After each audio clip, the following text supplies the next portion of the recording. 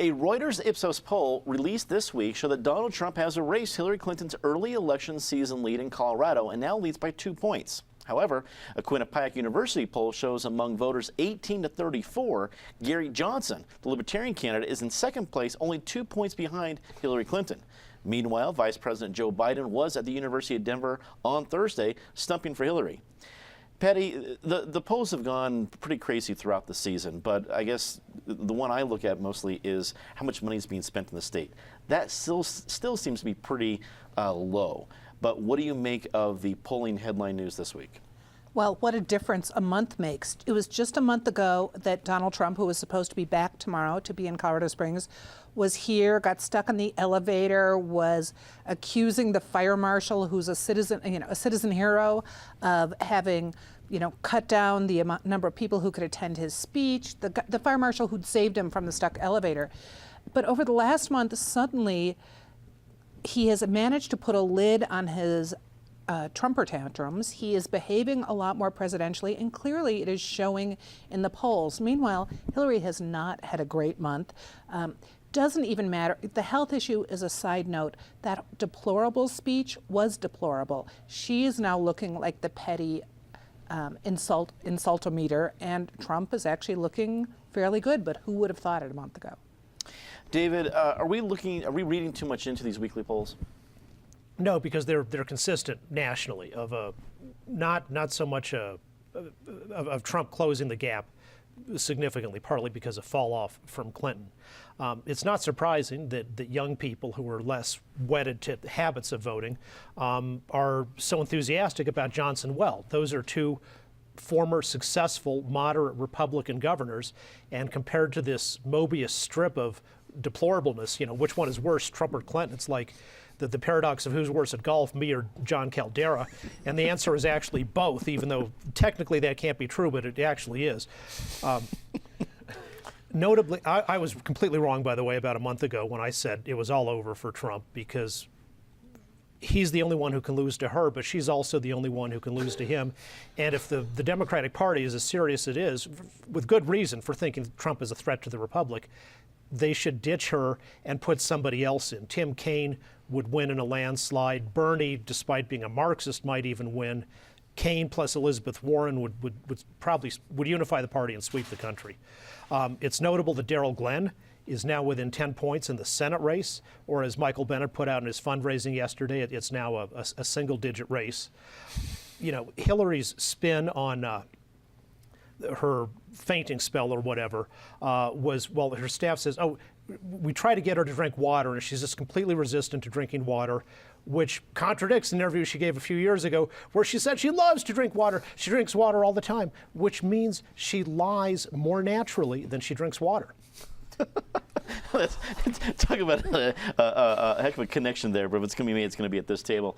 Eric, what do you think of the idea that of ads being on TV or radio or other media being the real barometer of how much interest there are from campaigns in a state?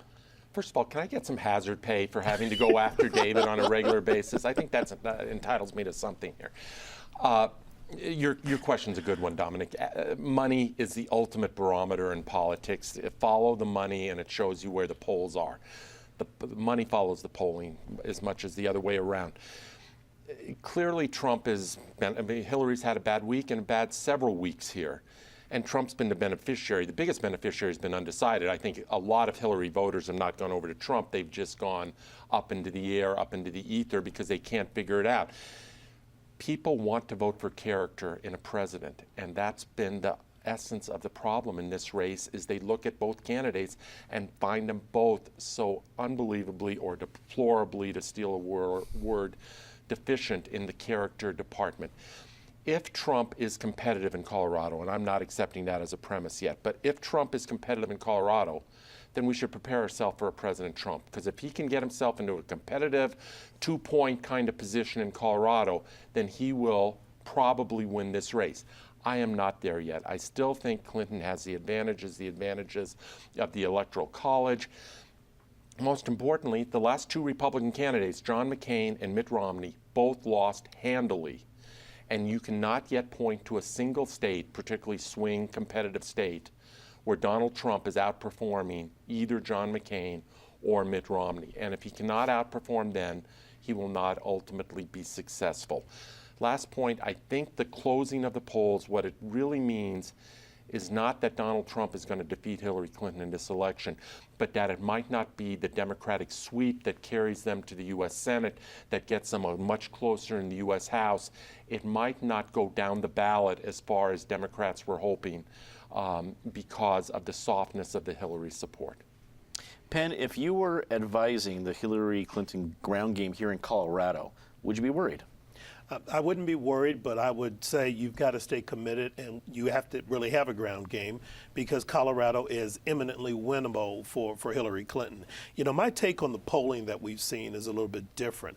I think what's happening with folks is to an extent, they're not wild about either candidate. And so that's why I think Clinton's support has dropped off and Trump's has sort of, I think, hit a ceiling.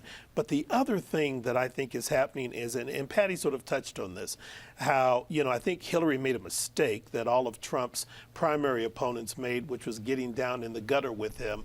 You know, you got to be who you are, and that's not really who she is. So she ought to leave some of that alone. But the problem for Trump is he is that guy. That's who he is. You know, we're talking about the polling now. Just yesterday, he started up with his birther junk all over again. Now, that's going to frighten a bunch of people and turn them off again. And it's going to renew the charges of his Trump a racist and all of that. And what I think is happening with him is there are some people who are holding back, waiting to see, can he keep it together for 2 or 3 months and not act so outrageous and offensively that I might consider voting for him. But every time he slips, I think he reinforces what I think is not a perception, it's the reality that I'm just that guy. I'm that guy who's going to mouth off and say a bunch of crazy stuff because it's really what I think. And that's what I think fundamentally frightens people, and I think it will ultimately drive them to Hillary Clinton. I think Johnson may show a little bit better, but it's going to drive them away from Trump because ultimately I think he's going to show you just can't trust him when it matters.